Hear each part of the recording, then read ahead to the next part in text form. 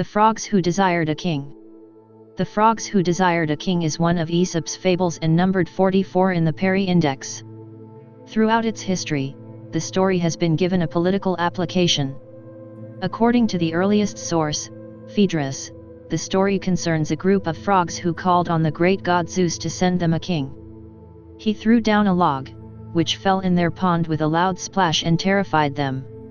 Eventually one of the frogs peeped above the water and, seeing that it was no longer moving, soon all hopped upon it and made fun of their king. Then the frogs made a second request for a real king and were sent a water snake that started eating them.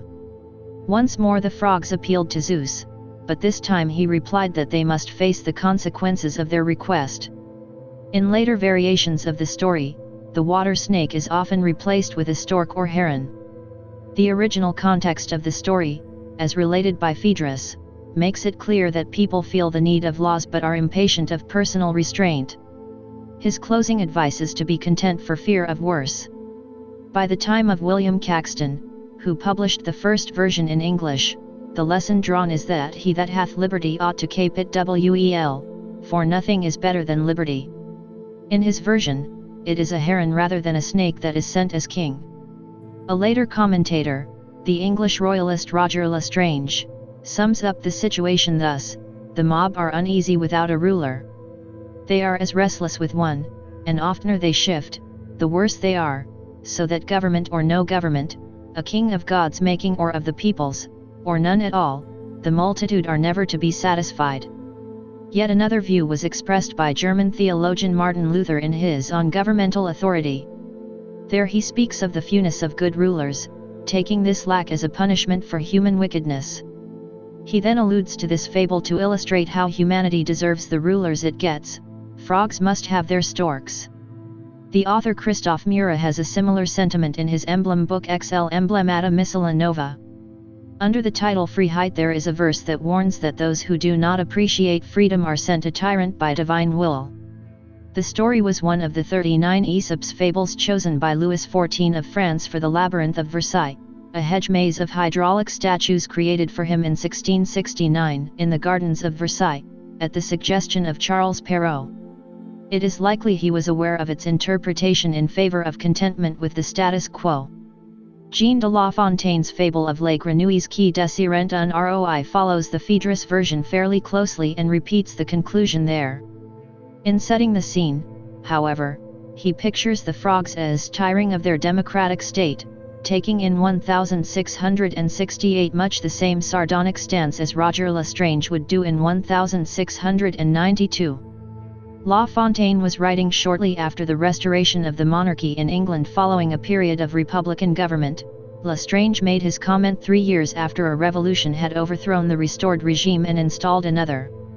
As soon as the French had their own experience of regime change, illustrators began to express their feelings through this fable particularly.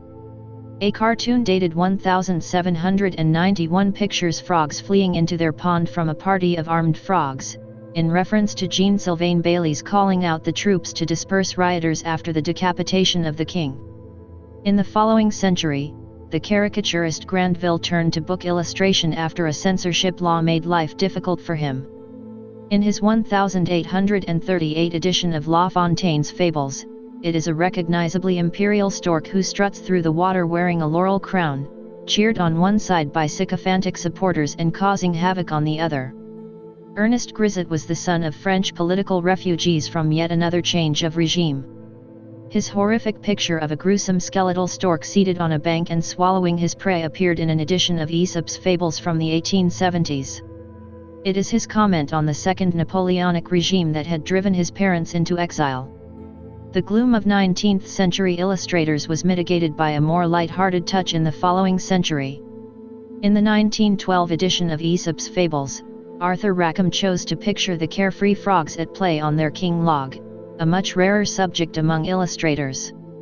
But the French artist Benjamin Rubier, having already illustrated a collection of La Fontaine's fables, subverted the whole subject in a later picture, Le Toboggan.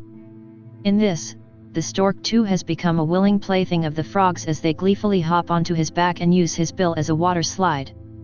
The majority of allusions to Aesop's fable contrast the passivity of King Log with the energetic policy of King Stork. They include a reference by American author Nathaniel Hawthorne in his novel The House of the Seven Gables and several in novels by science fiction writer Robert A. Heinlein, who often featured political situations there. The fable was also pressed into the service of political commentary in the title King Stork and King Log, at the Dawn of a New Reign, a study of Russia written in 1895 by the political assassin Sergei Stepniak Kravkinsky, using the pen name S. Stepniak. The book contrasts the policy of the reactionary Tsar Alexander III with the likely policy under Nicholas II, who had only just succeeded to the throne. There is a passing reference to the fable in the title of Alice Gregory's feminist novel King Log and Lady Lee, whereas one of Margaret Atwood's 4 short fictions in a 2005 issue of the magazine Daedalus engages with it directly.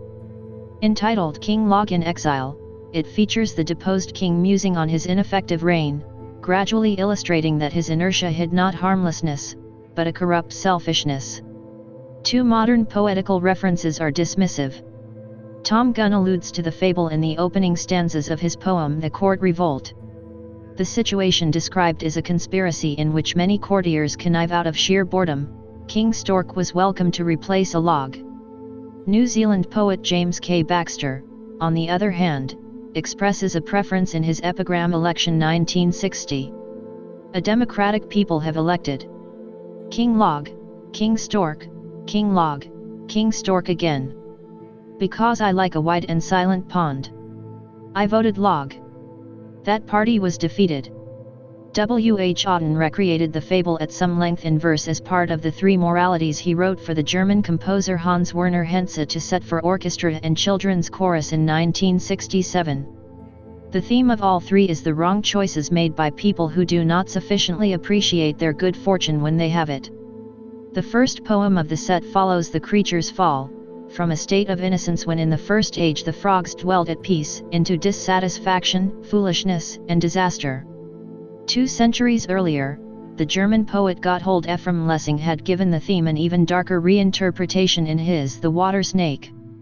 Taking its beginning from the pThis version, the poem relates how a frog asks the snake why it is devouring his kind. Because you have invited me to, is the reply, but when the frog denies this, the snake declares that it will therefore eat the frog because he has not.